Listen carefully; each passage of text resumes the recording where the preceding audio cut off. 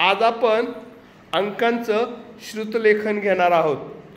श्रुतलेखन म्हणजे मी इंग्रजी अंक सांगणार, तुम्ही तो आठवून लिहायचा। ओके, पहिला अंक आहे 1।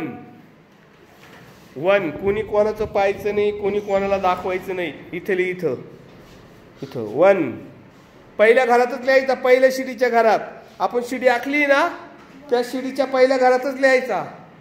लिहिला 1। ज्याचा झाला असेल त्याने हात वर करायचा, म्हणजे मला कळेल कोणाचं झालंय, कोणाचं राहिलंय, कोण मागे आहे, कोण आठवून लिहितंय, कोणाचं लिहून झालंय ते मला कळेल। 1 नंतर लिहायचंय 4। पाहायचं नाही कोणी कोणाचं, कोणी कोणाला दाखवायचं नाही।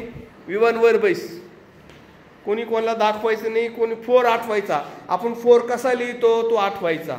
आपल्याला आठवला पाहिजे की आपल्याला 4 कसा लिहायचा आहे ते आठवला पाहिजे।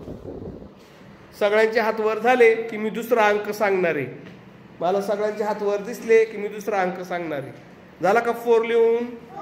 तन्मय वरच्या घरात घे, वरच्या घरात वर वर। हा 1 नंतर 4 हे 1च्या खालीच। हा 1च्या खालीच 4 घ्यायचं आहे बरं का।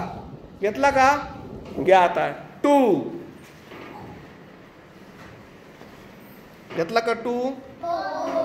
ओके, पहिला होता 1 बरोबर, नंतर काय आहे 4, त्याच्यानंतर काय आहे रे 2। ओके, आता घ्यायचं आहे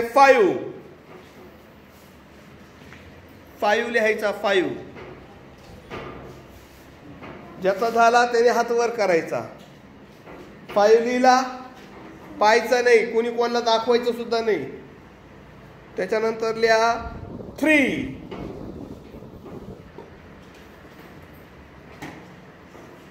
लिहिला का 3? बघा, पहिला काय होता 1, नंतर काय होता 4, नंतर काय होता 2, त्याच्यानंतर काय होता 5, नंतर काय होता 3। सगळ्यांचं लिहून झालंय का? ओके, आता मी तपासणार आहे कोणी बरोबर लिहिलंय।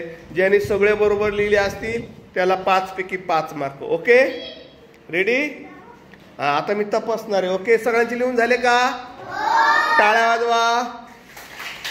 हा बघा, घरी गेल्यानंतर आपली मम्मी, पप्पा, बाबा, आजी, मोठा दादा, दीदी त्यांना सांगायचं मी हे घर आखलेले आहेत, तू मला संख्या सांग, नंबर सांग, मी ती लिहील। जसं मी तुम्हाला सांगितलं ना आता, तशीच घरी सुद्धा काय करायची, प्रॅक्टिस करायची आणि त्याचा व्हिडिओ आपल्या ग्रुपवर टाकायचा आहे। ओके, आता मी तपासतो बरं का सगळ्यांचं।